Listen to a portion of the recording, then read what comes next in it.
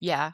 And giving back and volunteering is rewarding in a different way, Mhm. and it helps advance yourself too. It's that weird balance of when I'm talking to people about getting into this industry, one of the first things I say is get involved, volunteer, go show up to the things where all of us are Mhm. and be present Mhm. and things will happen. You just show up first and then tell people what you want to do. And Yeah. somebody knows somebody who needs what you have to offer. Welcome to the Gearheads and Gasoline podcast, where we dive into the high octane world of market leading shop owners, shop employees, and automotive enthusiasts from the aftermarket, restoration, performance, and racing industries. So strap in as we take you on an awesome journey with our guests as they share their real life stories, lessons learned, business advice, and unfiltered insights to help you beat the school of hard knocks. Gearheads and Gasoline, fueling your success.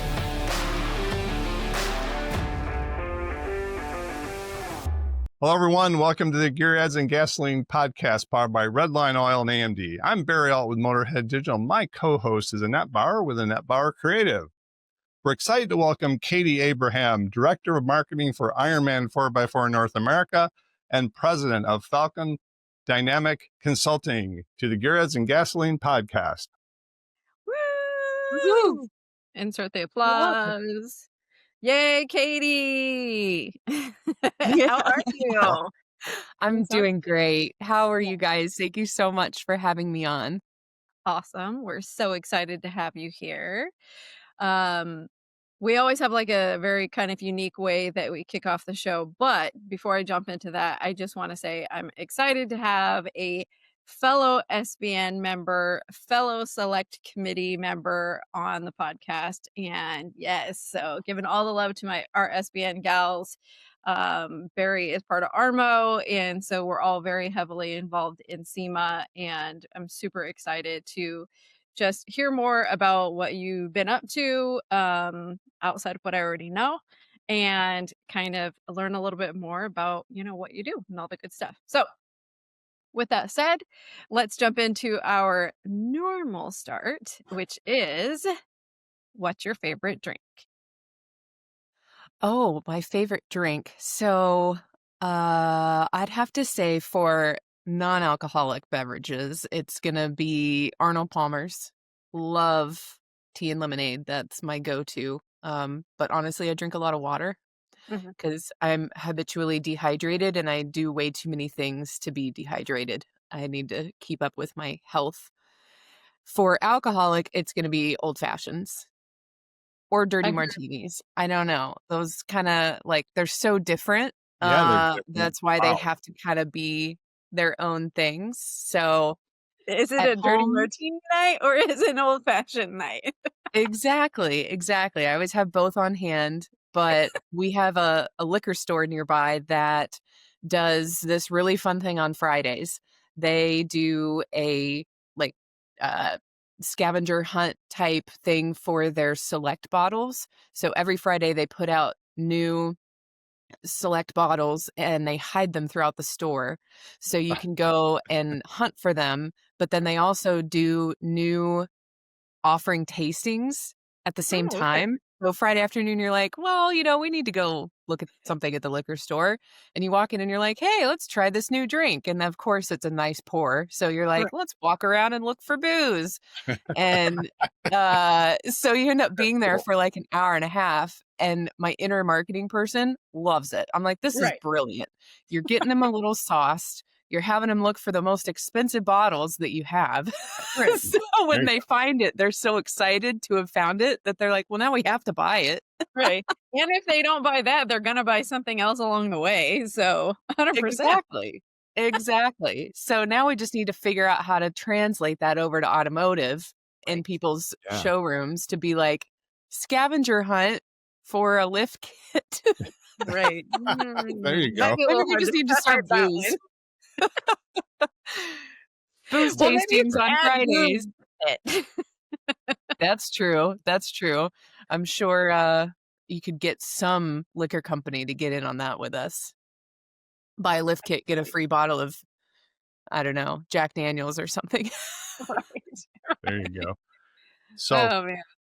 I met Katie briefly out when we were all out in California, but we had a long discussion and conversation at the bar at the Westgate, drinking old fashions during the SEMA show recently. So that was fun. And I'm like, I gotta have her on the podcast. She's a so here you Well, are. thank you. I remember most of that conversation. I don't know how you remember anything, but I don't remember much. But anyways, That's It funny. was a long day also. It's not just that we were drinking, it was also like 2:30 in the morning or something. And Oh wow. oh yeah, and this year went late.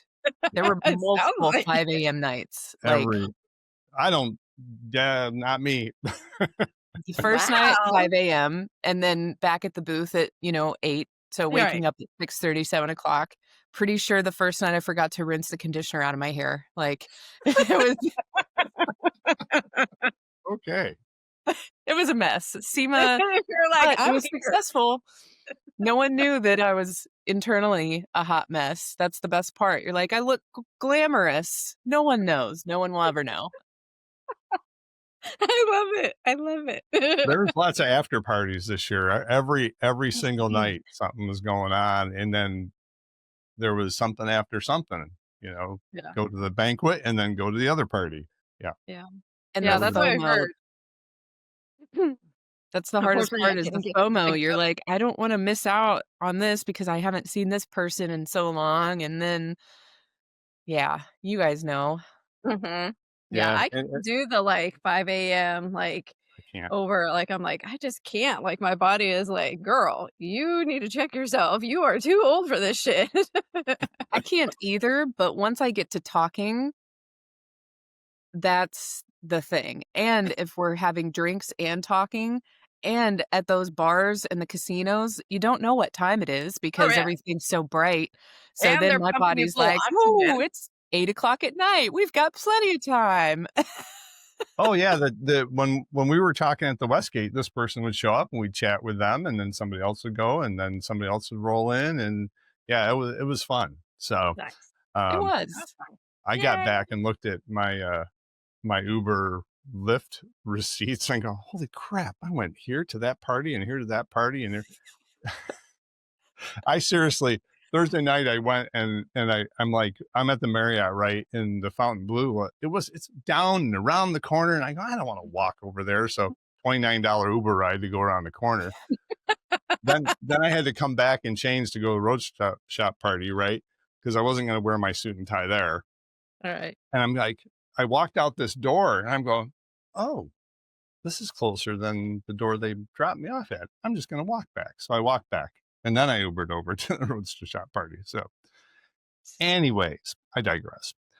Katie, Sounds like so you guys had a very fun time, yeah, and it seems like SEMA was, definitely a different caliber this year. I'm always sad, when I don't get to attend and I miss it, but it just wasn't in the cards this year, but I can say that I have already booked for next year, so I'm ready. Yay. Yay! Awesome.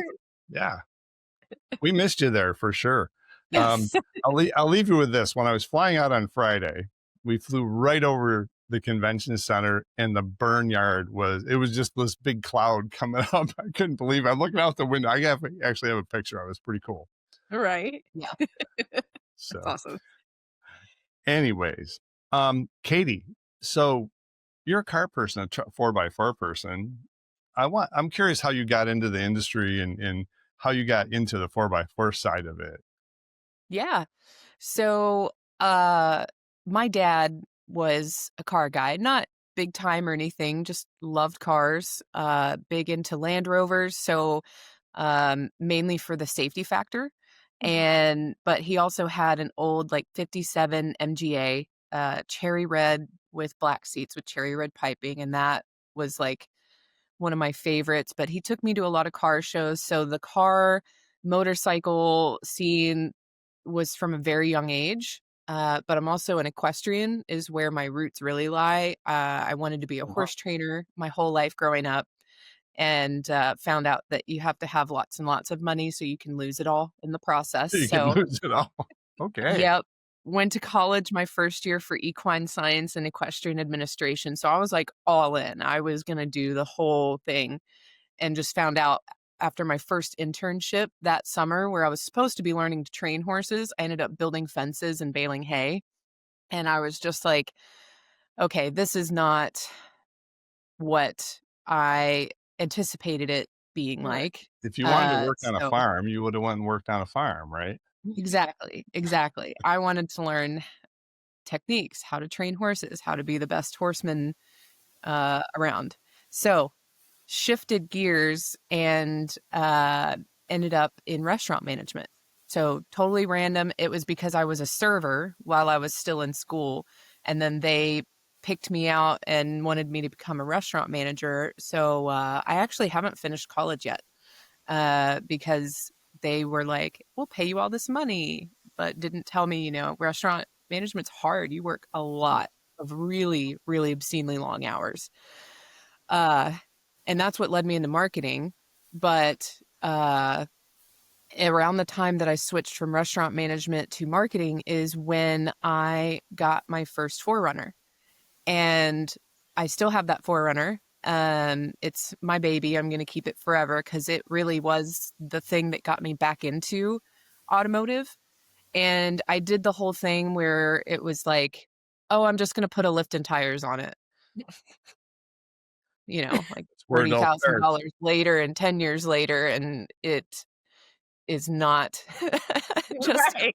tires. It is fully off-grid, self-sufficient, minus gasoline. So, that Forerunner really was the thing, and getting into this industry was completely organic. It was not something I had planned on. It happened because I got the Forerunner, started taking it off-road, started meeting people, got involved with clubs, local clubs in the Kansas City area. And then the real shift was I started volunteering with Kansas Rocks Recreation Park. It's a not-for-profit off-road park here in the KC area, Oh, cool. built by enthusiasts and people who were like, we need something closer to Kansas City so we can go off-roading and not have to drive so far. It's only about an hour and a half, which is perfect. Of course, we wish it was 5 minutes down the road, but Kansas City's too big for that now. So I started doing that, and then really the big shift was when I did my first Rebell Rally. And the people I met really kind of broke through to me that they were like, what are you doing working at marketing agencies? Like, you should be in this industry. You love everything about it. You could be really successful here, and it would make you happier because marketing agencies also are very hard. It's a lot of grind with not a lot of reward because it's always, we need more, we want more, we need to do better, from the clients. And it's just a lot of pressure. Yeah.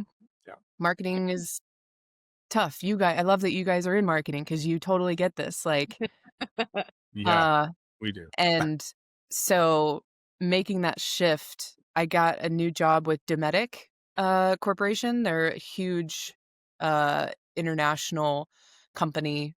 And within 3 months after my first Rebel, I made the switch into the industry. Oh, wow. Nice. So That's a quick switch for sure. Wow. it was, but I had kind of already been looking a little bit, but I also, one thing I've tried to stick to because of restaurant management is I don't want to settle just for a job. I want the situation to fit how I want my lifestyle to be. Mhm. So I wanted it to be fully remote so that I could have more flexibility and people who understand that my life passions and my work now mesh. And so there's going to be times where um, I need to take off, but I'm not actually off. I'm like still Mhm. working in a sense. And so I've been able to find that. And that is a huge bonus because it is this weird gray area, kind of like going to SEMA last week, but we weren't exhibiting. The Gearheads and Gasoline podcast is proudly sponsored by Redline Synthetic Oil. With a legacy of excellence and over 100 premium products, Redline provides motor oils, gear oils, assembly lubes, fuel additives, and water wetter for the automotive, racing, motorcycle, marine, and industrial markets. Known for their exceptional quality and technical expertise, Redline is trusted by enthusiasts and professionals alike. Discover their full range of products and expert support at redlineoil.com. Redline Oil, formulated to win, proven by me. Redline Oil, formulated to win. Formulated to win. Formulated to win, proven by me.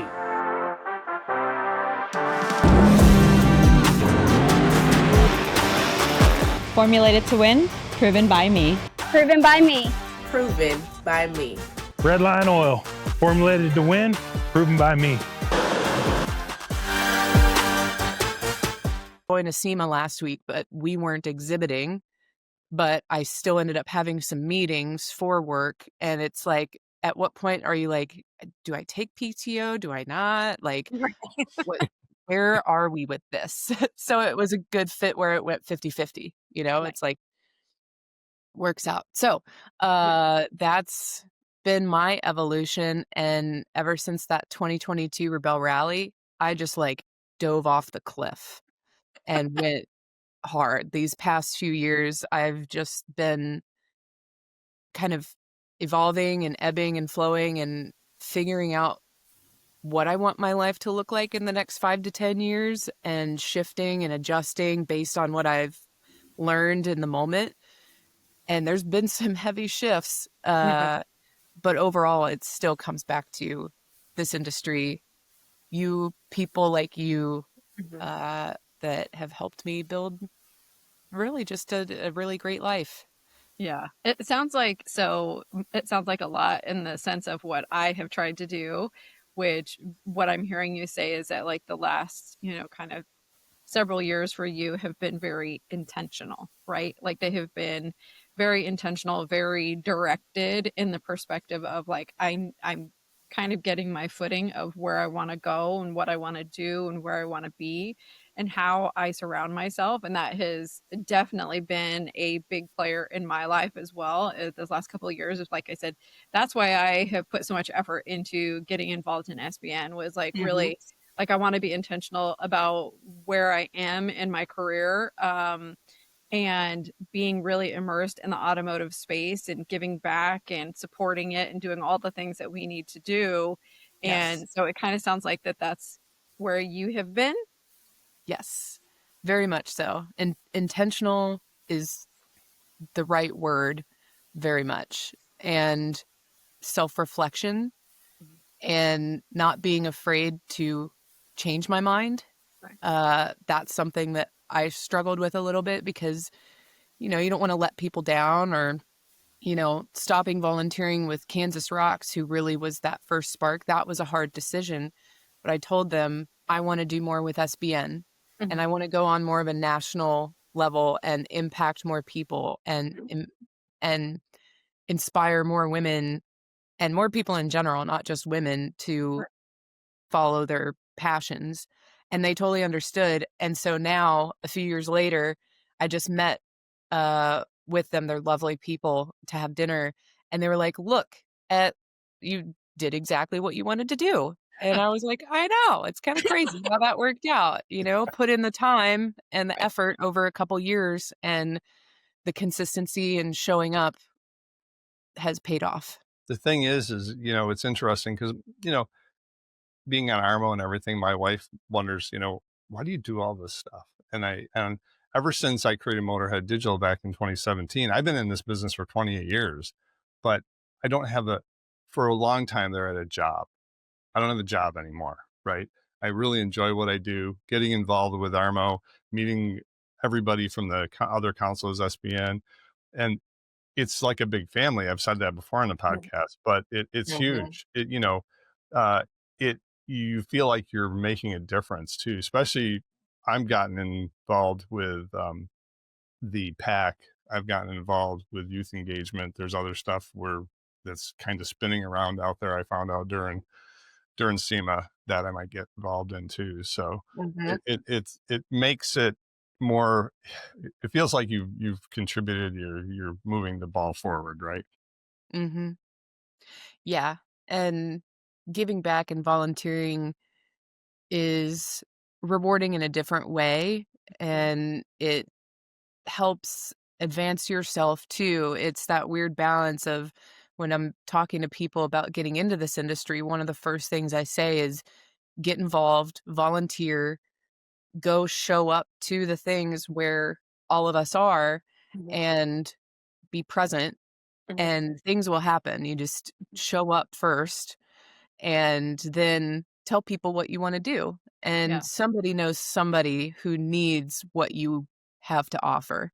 Right. And it might take a little bit, but just showing up is one of the most consistent things I heard people say at SEMA last week. Cause I always like to ask, uh, what do you think's one of the most important things? And it is showing up. Cause some people always say, I want to do this, I want to do that. And you're like, oh, well, come to this event, or you can come be pit crew for this. And then they they don't. don't show up.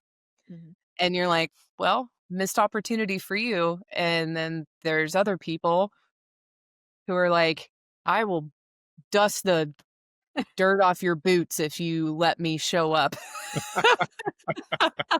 Like, I just want to be there to experience the things. I don't necessarily care what I'm doing in the moment, as long as I get to be Be part of there. it.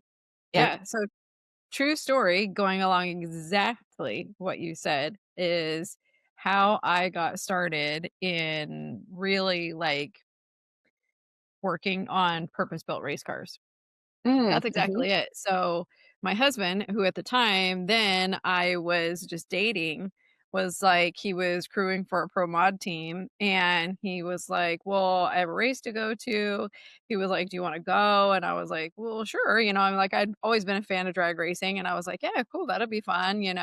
And when I got there, the guy who owned the car, I was just like, I'm super like, I'm very observant. So like I watch what people are doing, and I'm usually like asking questions, and I'm like all in there. And he was like, do you want to help? And I was like, yeah, sure. That's cool. And he was like, great. He was all, get under the car. He was all, and scrape all the rubber out of the tubs. And I was all, I don't care. Sure. Cool. So that was Yeah. literally how I got started in crewing in drag racing, like on a purpose built race car. And it's been 25 years, right? And I've not stopped. And I have 100% just So like you, cool. surrounded myself with the sport because it's what I'm super passionate about. But willing to step out of my comfort zone and do something that I'd never done before. Like most people who especially come into drag racing, like they start out in a sportsman class, so they're like, Mhm. oh, like I race my daily, or we built a, 15-second car or a 12-second car or whatever it is. But, like, Mhm. my first introduction to actually working on a car was a pro mod, right? Like, something that So goes cool. 5 seconds, 240 miles an hour in the quarter. And that's just not something a lot of people get access to? So it was like you said, "I'm here. Let's go." Yep. Yep. And that's kind of how I ended up on Rebell Rally, but why I love it so much is because it gives you the opportunity to be around the top tier competitors. Some of the people that race or rally in Rebell compete in other things, desert racing. One of the gals just did the Baja, and I'm pretty sure that their team won overall. Bailey Campbell. Um, but being able to be on the same field as them in completely street legal, everyday vehicles, it inspires you and gives you that opportunity to be like, you know what, I could totally do this if I invest some time and believe in myself. But then those people, like the guy who said, here, go scrape this rubber off the bottom, and you're secretly stuffing some of that rubber in your pocket to put on your mantle later. Like, that's me. I have a rock jar where I pick up rocks different places I go where I'm allowed. I've had to throw rocks back because I was like, oh crap, this is a protected area. I can't take this rock. But I'm like, that's the thing. It's like, save those little mementos. But that person who invited you to say like, he's probably in the back of his head, I don't want to clean this shit off the bottom of this That's 100% damn it. car. Oh yeah. But you being new are like, yes, Yeah. I get to do this thing. Yes. Well, we talk a lot about youth engagement and about the younger people coming into work in race shops and other shops and things like that. And there's a lot of younger people today that don't want to sweep the floor or clean the bathroom in that shop or things like that. And I've always said, look, you got to do all that stuff, whether you like it or not, to earn the trust of the business owner. You're not going to go in and do the top job. Even if you're a great fabricator, they got to understand that you can do that, right? And you may be doing that thing. It's the same with scraping rubber off, right? Yep. It's interesting. We talked about with all of this, getting involved with volunteer. The first time I got on Armo, I wasn't sure what I was getting into. Now I'm in work with me and another guy, Jesse, was on our podcast. We worked the booth cars. I got involved with Karen for the pack and all that stuff. And I'm like, there's a point in the year that I'm in 3 to 4 meetings a month for Armo. And I wonder why do I do this? But it's the people. You talk about all the parties we talked about going to at SEMA after hours. It's not, I don't anyways, go to those parties for booze and stuff like that. I go to those parties because the people at the parties, right? And the family that we were all in, right? Yeah. And to have those conversations and things like that. So. Yep. And I don't know how many different times at those parties, everyone's like, you know what? We only see each other here or at other shows. We should put together a trip. Like, let's all go somewhere that everybody can afford, maybe somebody somewhere has a condo or a house somewhere that we could all just go invade. Like, let's all just go and actually relax together and have a weekend of fun, so that we can just hang out. And that's the kind of thing that re-emphasizes that I love this industry, because I want to hang out with these people outside of these industry events. Previous industry events I've gone to, specifically thinking like pest control, they were fun. And, it was in Vegas, same thing. Like, it had all the stuff, but like, it was very guarded. Everyone had their walls up. Everyone, it was just a job. And everyone was very cutthroat. Surprisingly, pest control is very cutthroat. Oh, wow. It's nuts. Because there's a lot of money floating around in that industry. Like, it's insane. But I would never go and be like, you know what? Let's take all of our clients and let's go get a house and party together or something. I would never have even wanted to touch that with a 10-foot pole. I think we even had that same discussion after Summit for our group, didn't we? Where we were like, we should all go, like, so you're 100% right. Yeah, it's like, it's because everyone is genuine and has a very similar outlook, whether we're in marketing or CEOs or whatever. We have our different paths, but we're all of a similar passion. It's the passion aspect, I think, that draws us all together. And same thing, I'm in 4-wheel drive, you're in drag, Barry, you're in restoration, all kinds of different restoration and performance restoration stuff. Well, restoration, but I'm like, you touch all kinds of different cars. So it doesn't even have to align exactly. It's the overall same thing. I'm a huge drag racing fan too, so I kind of fit every box, and I have 2 4-wheel drives. So that's what I was like. I remember being like, you just kind of have a toe in everything. 4-wheel drive. Yeah. Hey guys, you're watching the Gearheads and Gasoline podcast. I'm Jason with AMD. Check this out.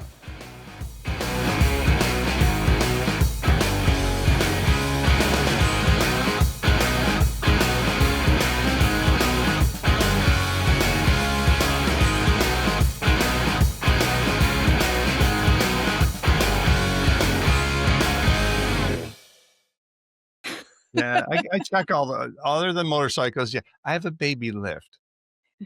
Yeah.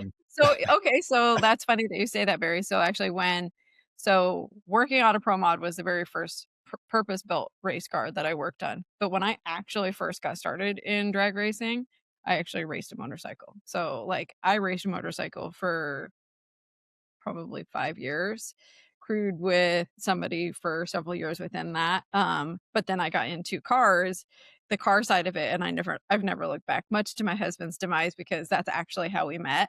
But he is a super fan of motorcycles, so it's funny that you say that. Yeah, I thought about getting into bikes and stuff, but my wife's going, no, will not have a motorcycle. Stick with four wheels. But back when I was in high school, friends of mine, we used to go to the local track for drag racing and stuff, and we actually were going to buy a car together and go drag racing. So, that's came out of going to school for auto services and things like that. But Yeah. I thought so like I was super excited. Like I was telling my husband about the Rebell Rally, like when you were getting ready to go. And I was like, I know her and I know her and I know her. And so I was just like super, like jazzed about it. And my husband was like laughing at me and he was all like, it sounds really cool. And I was like, I think it's so cool. And he was like, is that something that you'd be like interested in doing? And I was like, no. It's like, I get lost in a paper bag, so definitely not looking to be out in the middle of the desert with really no way to figure my way around. Well, No. I agree with you. Catherine was in it, right? And I followed her. Katie, I didn't know were you in the current one? The last one? Yeah. I didn't know you were in that, but I followed Catherine. I think when we were talking at the bar there about that, I followed her through her whole thing. And then I talked to Cora about it. Cora's done it. Yep. And it was interesting because I don't know if you said that or Cora did, that the navigator, if you're an architect, that's really good. You understand that. And Cora's the architect. So she said, yeah, I'm always a navigator because I understand. Well, she understands that. I'm like, no, I'm liking that. I'd be lost out in the woods somewhere. Yeah. It was probably both of us that brought that up because that's what I found out my second year. I was like, man, some of these gals just look at these maps and their terrain association to the map is just insane. Like, you do help each other some, but it's more of a collaboration of sometimes navigators will be out looking at something and it's using a topographic map in desert is really hard because it's not like you have these huge elements of the terrain that are easy to see. It's kind of a lot of like hills, and on a map you're like, oh, I don't know what this is. Right. And so a lot of times you're out there looking and people will be like, I think that's that. And then you kind of are like, yeah, I agree. And then an architect will walk up and be like, yeah, no, that's over there and this. And I'm like, that's amazing. About? Like literally that's amazing to me because I live by GPS. I'm not even exaggerating. Like I can go to the same freaking place 20 times and I would still use GPS to get there. And my husband's like, you've been here so many times. Are you seriously putting this into GPS? And I'm like, shut up. Don't judge me. Like, leave me alone. So fun fact, like me and my husband first met and first started dating. And when I would go over to his mom's house, he would be like, okay, so do you remember how to get here? And I'm like, no. And then he was like, okay.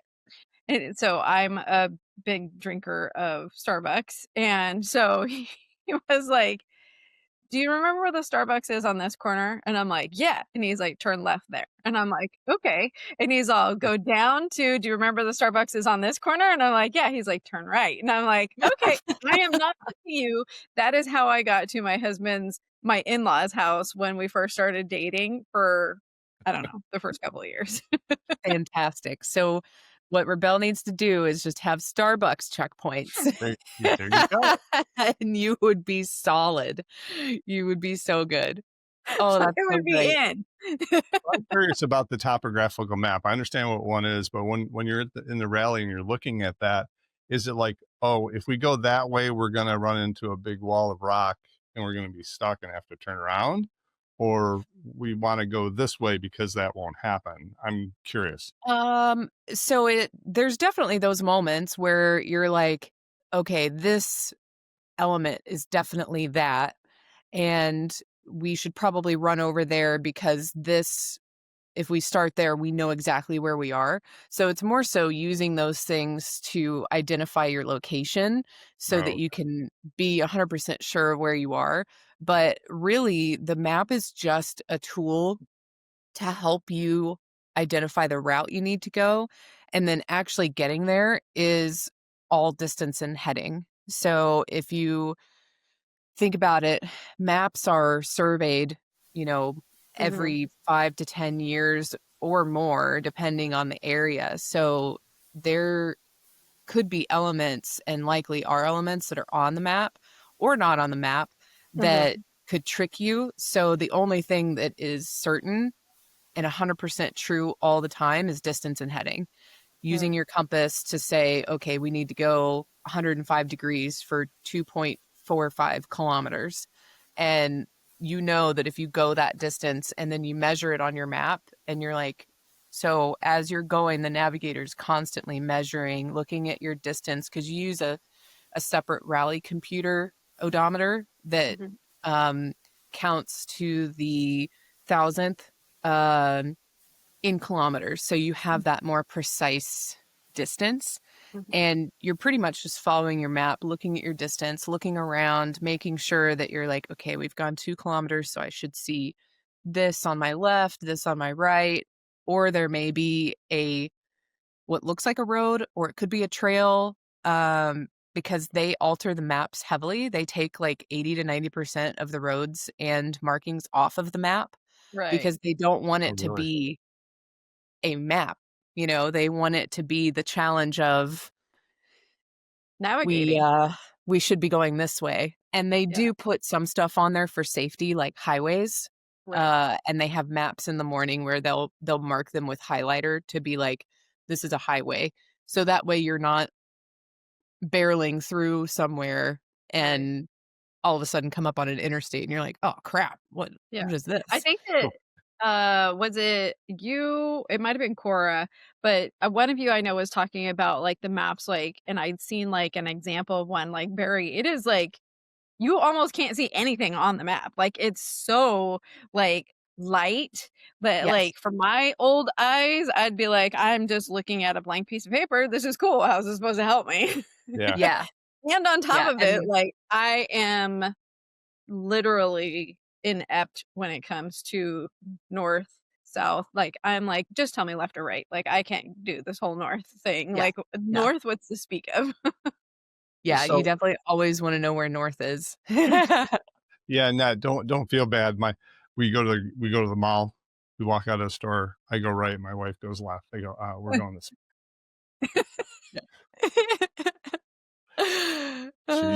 She's similar. So there's don't feel bad.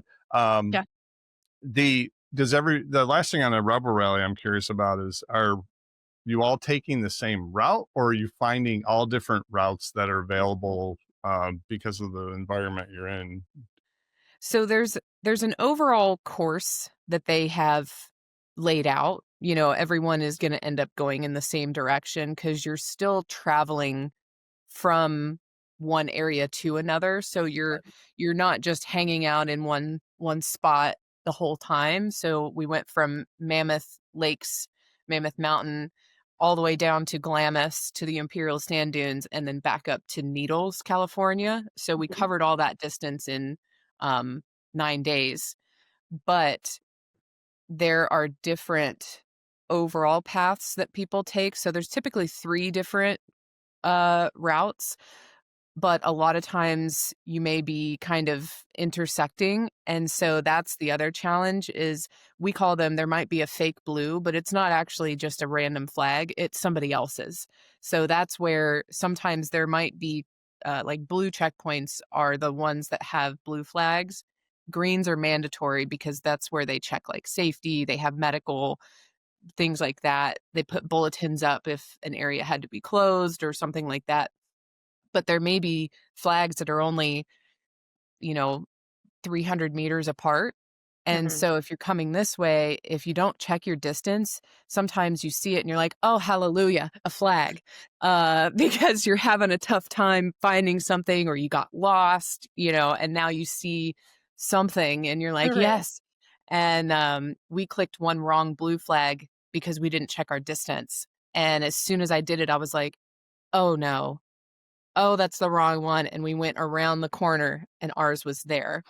Um, so that's where it gets hard. But yeah, Mhm. there's multiple courses and there's also additional challenges that you can take that are like X routes that are optional. And typically those are more difficult driving than navigation. So if you want to go take the harder driving course, it can get a lot more spicy because that's one of Mhm. the things that a lot of the rebels have been asking of Jimmy Lewis and the people who designed the course is we want more off-roading. This is an off-road Mhm. rally, like send us through some cool spots and make us test our driving skills and you get more points for it.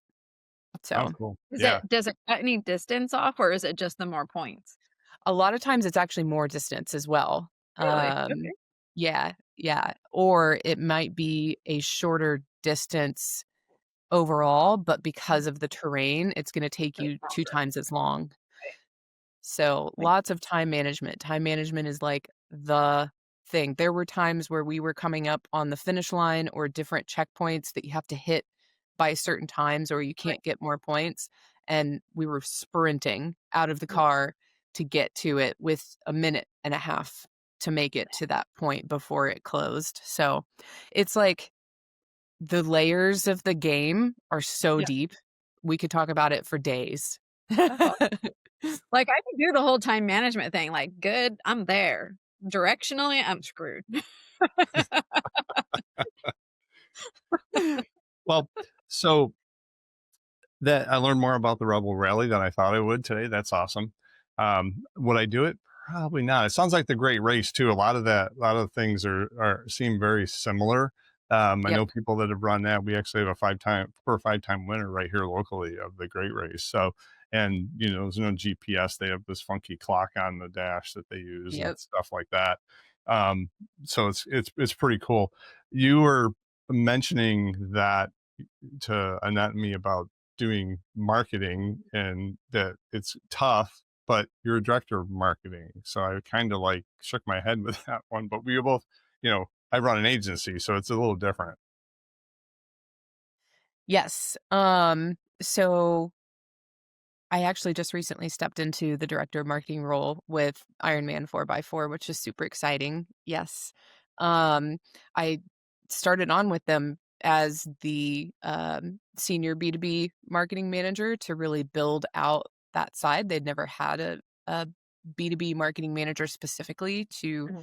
focus in on dealers, warehouse distributors, um, wholesalers, and then also we have something a little bit more unique that's platinum stores. It's more something they do in Australia, tried it here in the US, and just not the right model for this market. But um, yeah, I just recently stepped into that role, which is nice because my roots are in digital marketing, um, e-commerce, that side of things. So getting to do both now is really fun, but definitely focusing more on the strategy side. I love marketing strategy and assessing data and making those decisions. So that's my favorite part of it.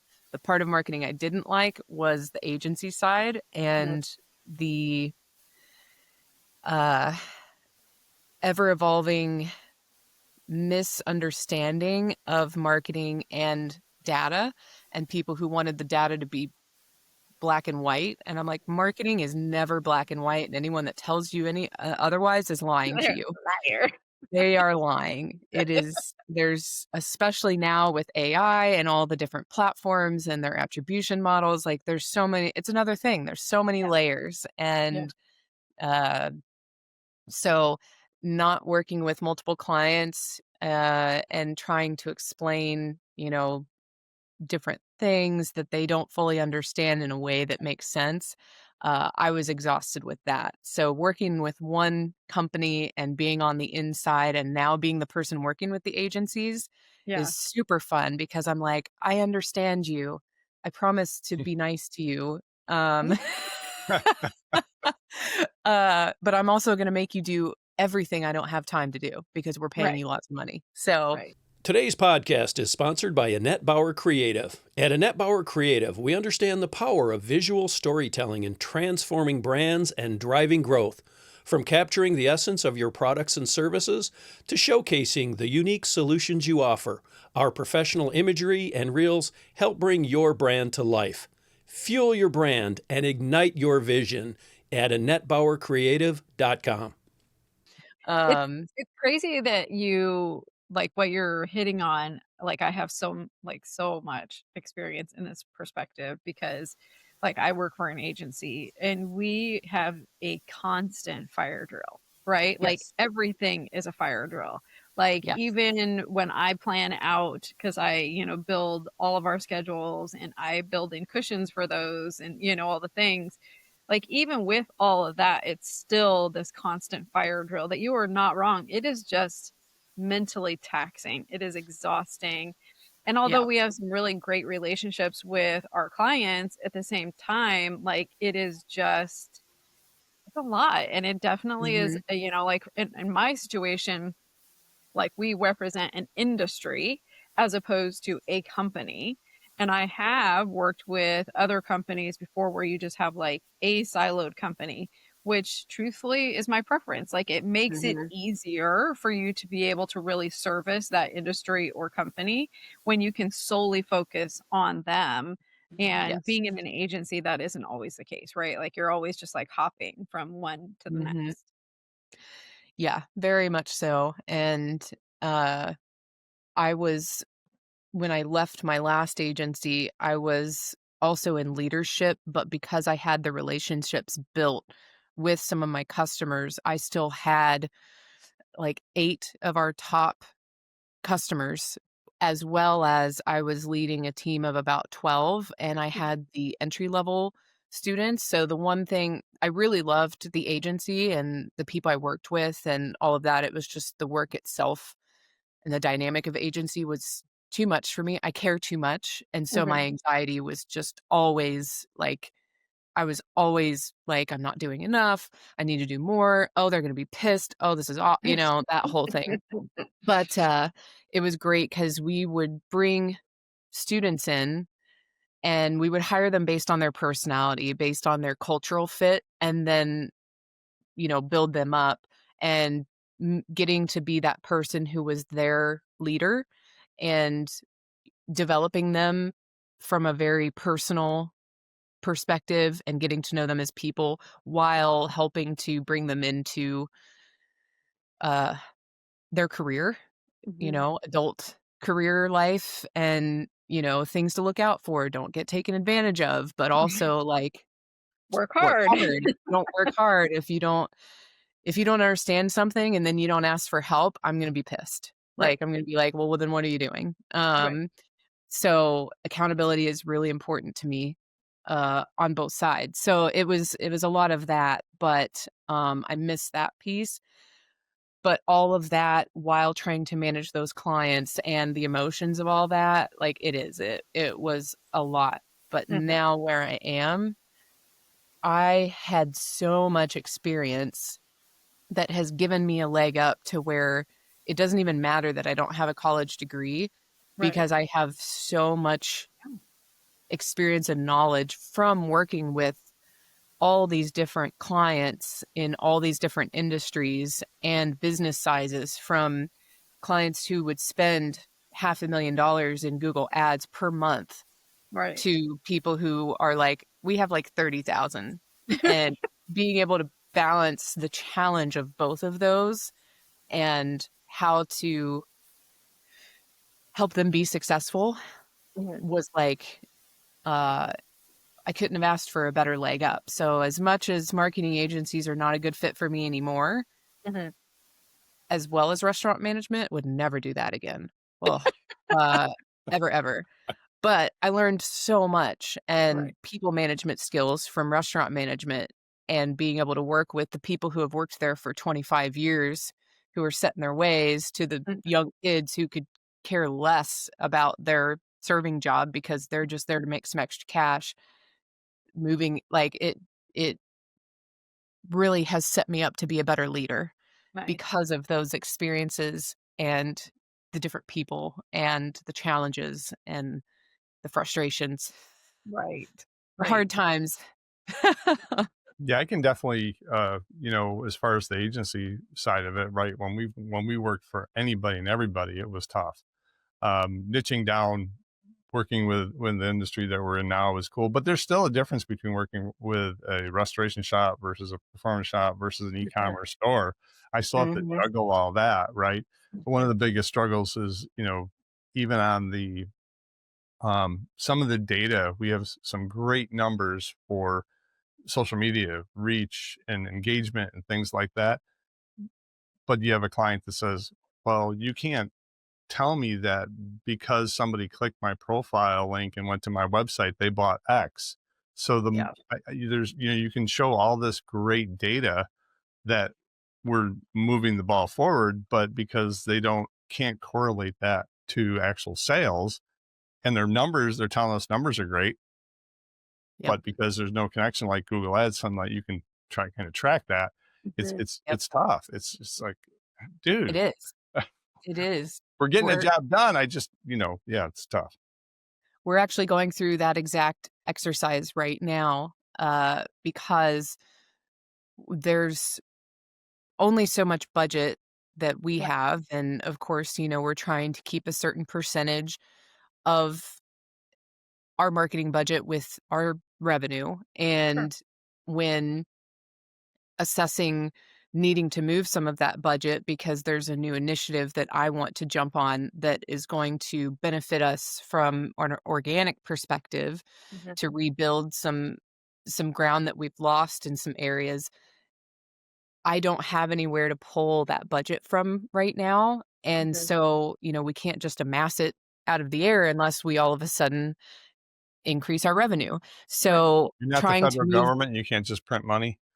Yeah, exactly. And, it's Black Friday right now, and we are not only a B2B business, we have e-commerce. So all the budget had already been shifted to focus on paid ads so that we can compete with all the other stores, and everything's more expensive right now because everyone is buying.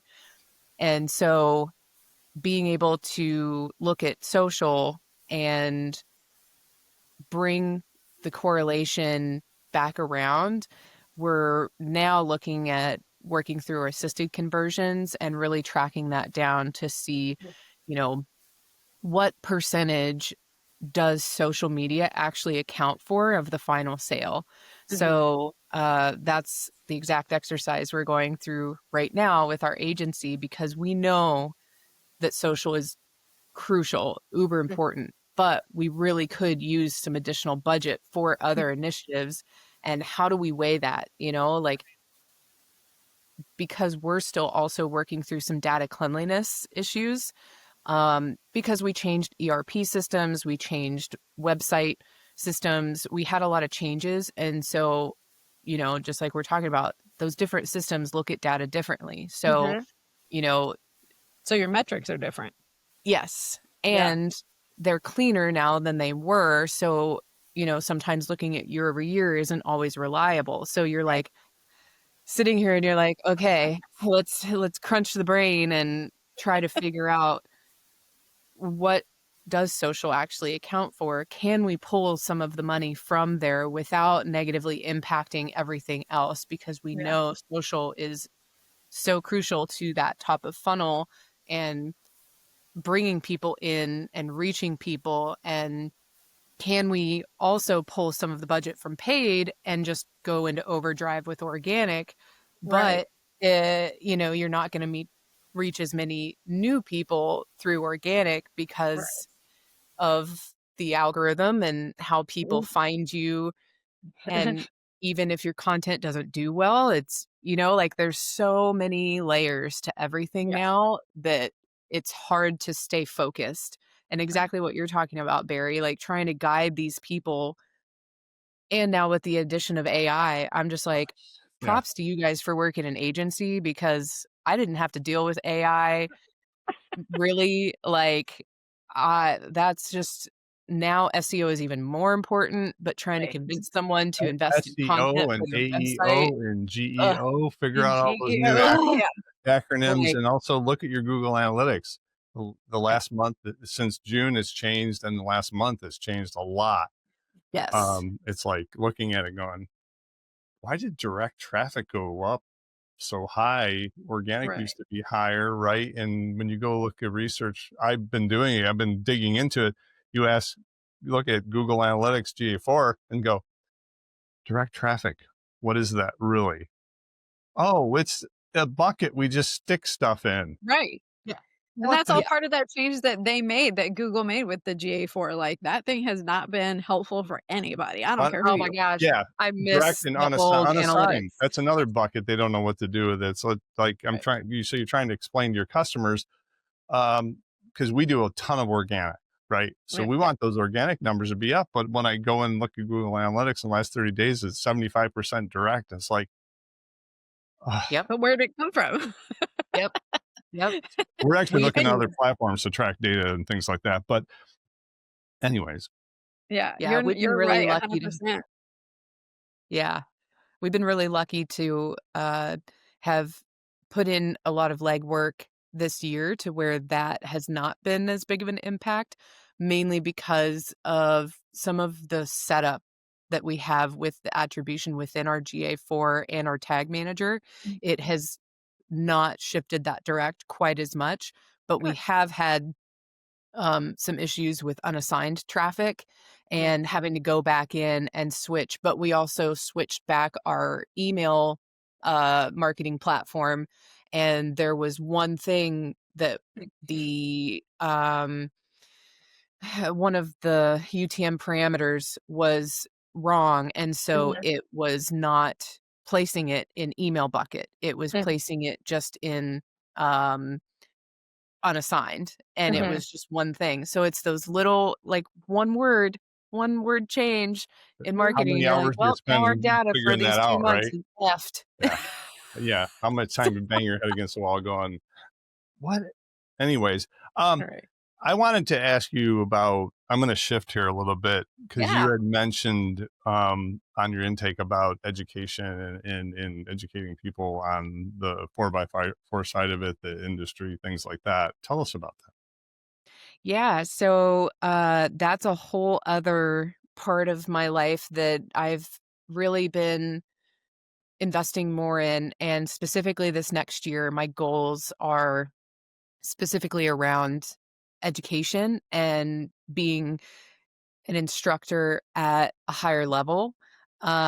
So same thing, I just kind of fell into it, was invited by different people to start to speak on more things. I guess they felt like I connected well with people and was able to speak well on certain topics. A lot of what I've done has been because other people believed in me. And then I was like, okay. And then it made me believe in myself. So Mhm. I second guess myself a lot. I'm a ruminator. So I sit in my head and just spin things over and over and over. And other people reassuring me helps me a lot. So Nice. the education piece has come from other people saying, "You should do this. I really enjoyed listening to you talk, this and that." And I'm like, Yeah. "Okay, sure. I'll try this out." So that's evolved over the years to now where I really enjoy it, and being able to go through that process of seeing people realize their abilities in themselves, no matter their age. Like, it's great to work with younger kids who are just so full of life. They are not jaded yet. Mhm. They are just like, go get it. They can do anything. Yeah. All the way through to people who are, you know, retired and they have never done anything wild in their lives. They're from a different generation where it was very set in what you did. Like, this is what you did.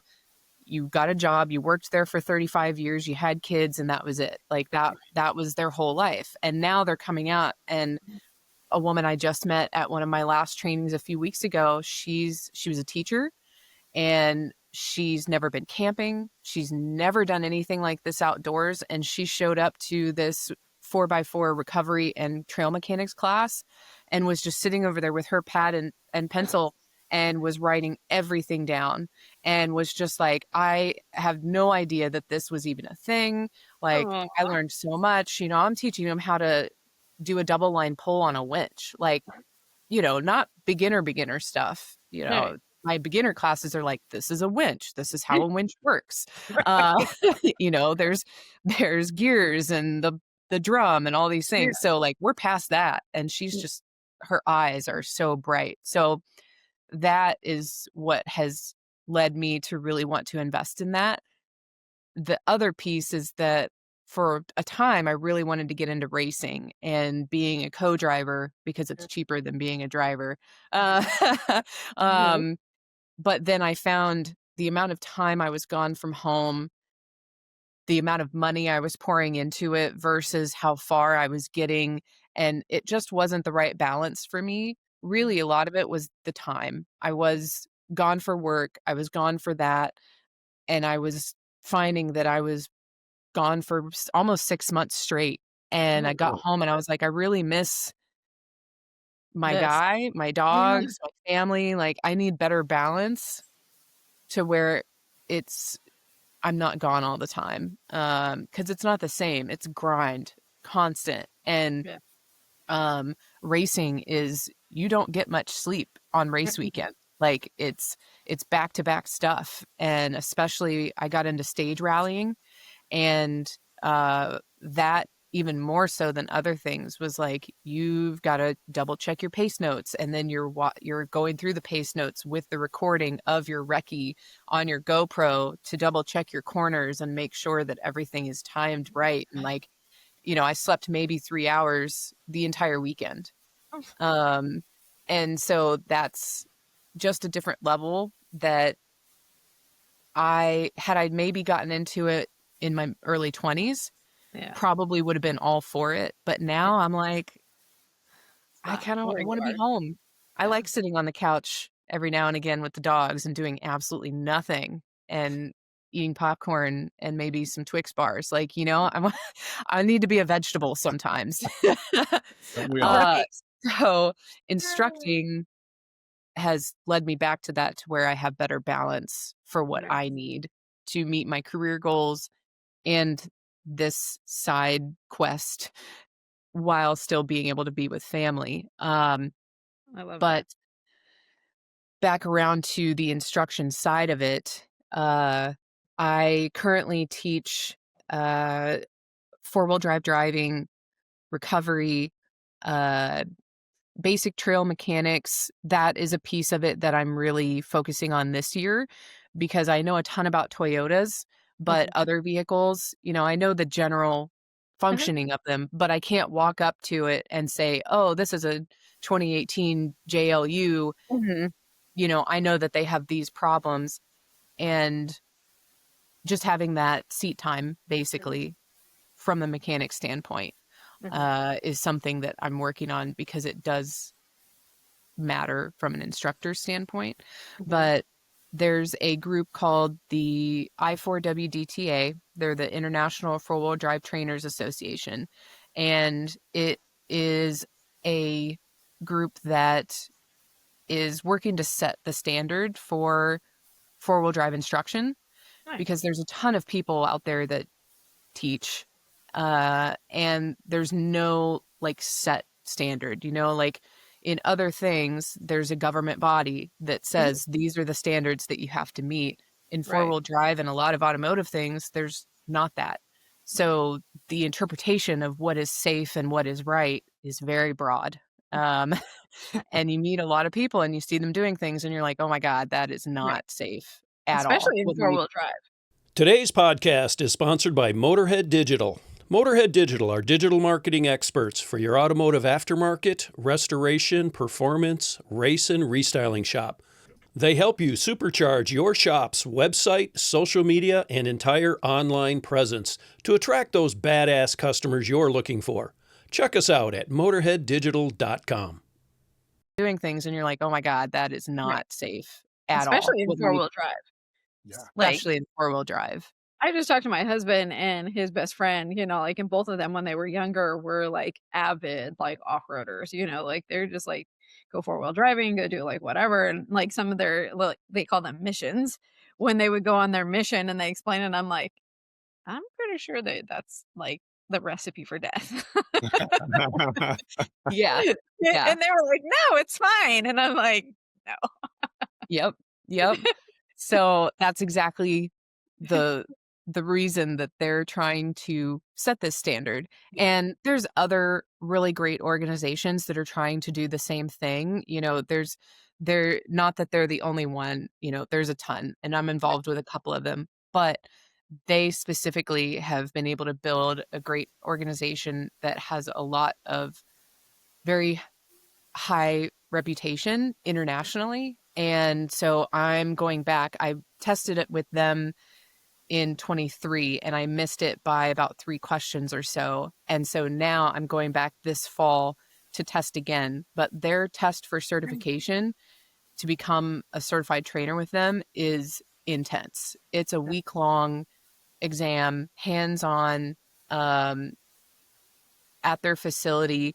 And, you know, it's not for the faint of heart. It's takes some elements of like military selection where they purposefully put pressure on you to see how you react under pressure and drill you with questions. And it's to not necessarily always see what you know. You know, you need to know your stuff, but at the same time, it's also attitude and ability to perform under pressure and safety and things like that. So that's a certification that I'm going to go and absolutely annihilate this fall. Awesome. Crush it. Yes, I'm going to crush it because missing it by just a hair last time was tough. It was because it's a lot. But I'm better prepared this time. So that way I can continue to build my business. So that's the Falcon Dynamics side where that business started as just a marketing consulting firm. I had people asking for my help and I was like, I should really make this into a business. I don't really do a whole lot with it. You know, I keep But it you going, could. but I could. It's always there. So now I've put the four-wheel drive side under that as well, because at the end of the day, it's just a consulting company.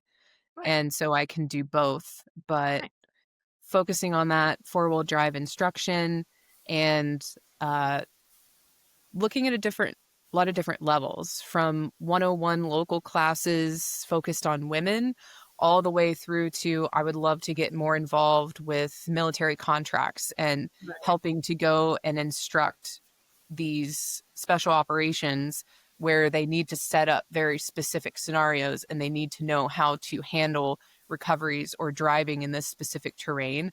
I would love to do that. I have a very thick military background in my family and I get along great with those guys and gals. But I know at the highest levels, a lot of times these guys are going to ask a woman a question that they may not ask the male instructors simply because they don't want to look less than. And so that's something that I want to push is having just at least one woman instructor with the guys there.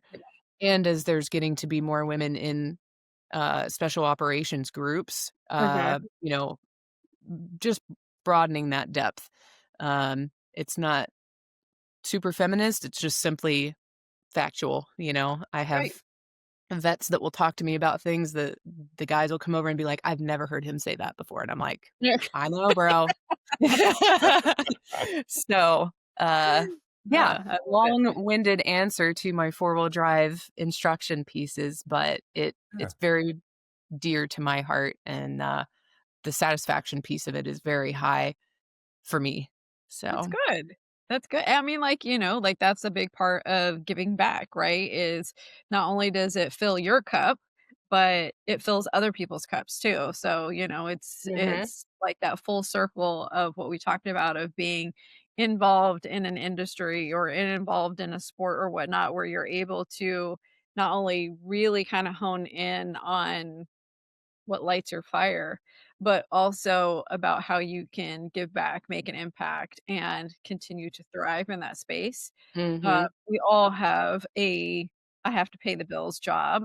Some of us get to do that for a living. I'm not one of them, but like um like it just becomes like that whole encompassing thing. Like again, like we talked about in the beginning, is being very intentional. Yes, very much so. And it makes it easier to be more intentional when the reward is very high. It's Yes. hard to continue to be intentional in what you're doing and set those goals when you don't feel like you're getting anywhere. And I'm to the point now where my reward is very fast, but it is because the past, really 5 years has been hitting it hard, figuring out what I want to do, putting in the time and Right. volunteering with SBN, and then being like, well, I'll put my hat in for select committee and then getting selected. And you're like, holy crap, you know, How'd that I happen, right? I was very thorough in my answers, just like you said, I was so thorough in my answers for this. And I was like, that's the other piece that I was going to say earlier is showing up is important, but also Yeah. doing everything with excellence to the best that you can do it. Whether you're Okay. cleaning toilets or you're putting a tire on a wheel, like do it Mhm. to the best of your ability and act like it's yours. If that Right. was my toilet, how clean would I want it to be? I'd be like, I want that bucket sparkling. Okay. It needs to smell like daisies and preferably a little bit heated, like that's but that's something that my family really instilled in me was, um, treat people how you want to be treated, Yeah. kill them with kindness, and work hard, but don't do things half-ass. Yeah. There's times where I'm like, my best is half-ass right now, some days you have bad days, and Yep. if I can only give 50% today, I'm gonna give my full 50% today. It doesn't mean, the whole thing that people are on right now is they're like, "Oh, you gotta grind all day, every day," and I'm like, "Yeah, well, my grind today is 5%.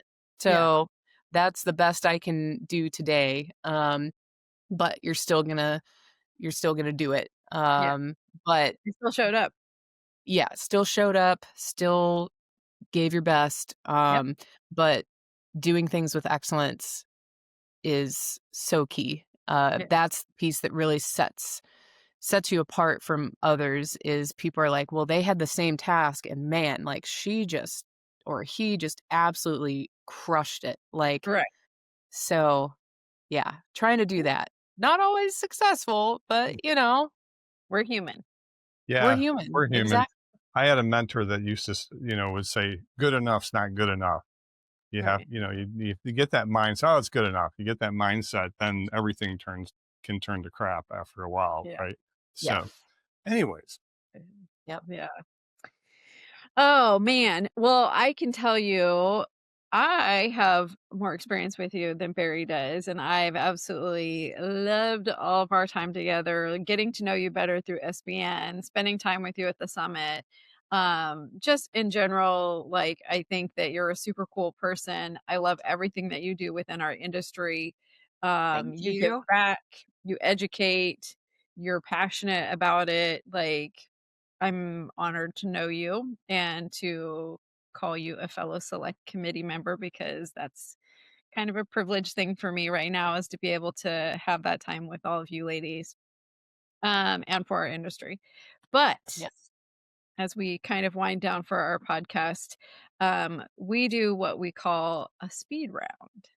And the speed round is whatever comes to the top of your mind.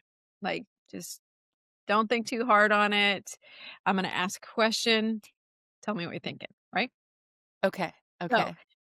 what is your favorite driver, team, hot rod, muscle car, or truck? Ooh, that would have to be Nina Barlow and Terralyn Petery in the Rebell Rally. They are an absolute fantastic team, great friends, and just at such a high caliber. Their goals. Oh, I love it. I love it. Yep. What is and this can apply to either the educational side of what you do, or it can apply to what you do in your day, daily, is what is your favorite tool in your toolbox? That's gonna be zip ties. Okay, we've not heard that before. Never I heard that love Really? that. Oh, zip ties for sure, baby. Those things, you know what? You got a bad day, throw a zip tie on it. It'll be totally fine. If you've got big enough zip ties and your suspension breaks, zip tie it. There. You know what? It'll be fine. I've used zip ties for many, many, many things. So, yeah, those are like a universal four-wheel Must drive have. must have. I love it. So I've gone so far as so I have a lifted truck, and I've gone so far as like even stuff that I've done into the motor compartment or underneath, like all of my zip ties are pink because that's Yes. just my thing. So Yep. I always tell my Yep. husband when he was like, "Do we need zip ties?" And I'm like, as long as they're pink, I don't. You can never have too many." Yep. Yep. Right now, I've got a few things. Since SEMA, we did the plastic welding class, and I had Yeah. never done that before. There's a few things that I need to go fix now that are zip Yeah. tied that I could totally fix if I just welded the plastic back together. So that's on my list now that I know how to do that. So Right. I'm like, it's going to be a little bit less janky and make me feel better about myself. I love it. I think that's so cool that they came in and taught like all those, Oh, different classes. Like that's just such an awesome way. It's such a great activation. it was great. It was great. People loved it too. Not Yeah. even just the people that participated, but people walking by were all about it. So Right. I bet. definitely another do that again in the Yeah. future. That's so cool. All right. So, I think I know the answer to this one, but I'm still going to ask it. Do you have a favorite racetrack, event, or car show? So actually this one's gonna surprise you, but the Dakar rally. Okay.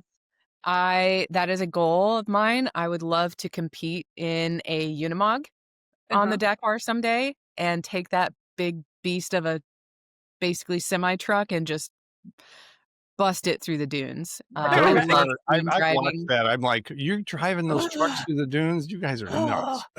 And that is so cool. they get super off camber too, and I'm just like, "Whoa, that's gotta be terrifying on the inside," 'cause, you barely get off camber a little bit in a regular vehicle, and you're like, "Oh my god, we're gonna die," and then you get out and Right. it's flat, and you're like, "Oh." Never mind. Uh, so, yeah, I love driving in the dunes, absolutely so much fun, but to do it in that would be huge. And I have some Awesome. friends who are going to be competing in the Dakar Rally in 2027 who've done the Rebell Rally, and Uh-huh. now they're moving into this in the Dakar Classic. And I'm so excited for them because it's just a huge accomplishment to even be able Right. to be there. Oh, for sure. Yeah. That's awesome. Man, that would be super cool. Yeah. All Goals. right, so go ahead. Sorry. Oh, I just said goals. Yeah, for sure.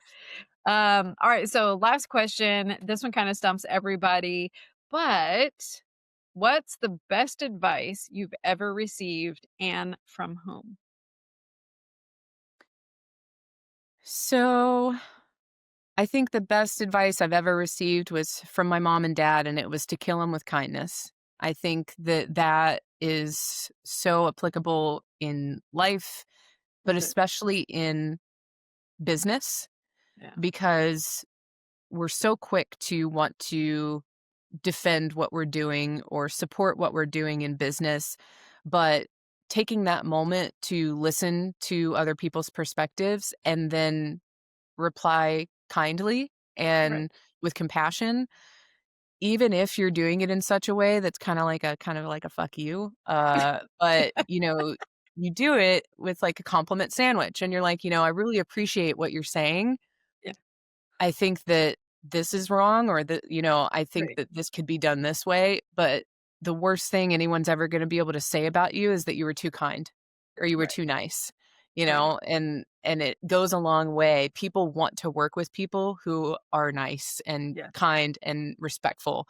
And I want to work with people, who are like that, and people who Yeah. are just rude and have a sour attitude. I'm like, Right. I don't have time for that. I don't want to fill my life with that. I don't want to be around you. If I have to be around you, I will. But then you have people who are the opposite and you're like, I just love seeing your face every day. Like you're always happy, you're always smiling. I have gone through some really severe mental health challenges after my Mhm. dad passed away when I was a teen. And I was sad for a really long time. I don't want to be Mhm. sad anymore. So Right.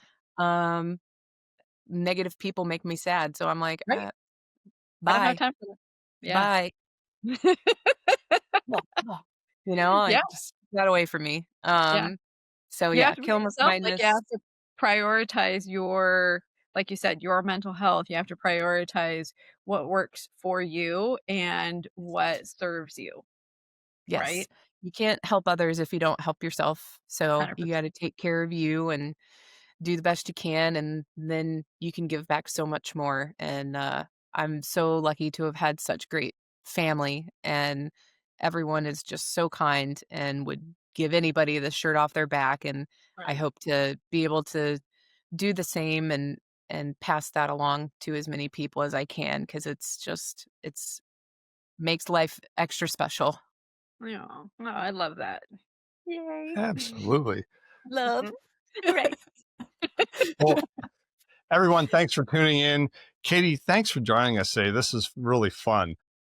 Can you tell us how people can find you or learn more about you or contact you or any of that stuff? Yeah, of course. So feel free to find me on Facebook, Katie Abraham, on Instagram, I'm Wild Katie Abes, and then on LinkedIn, it's under Catherine Abraham.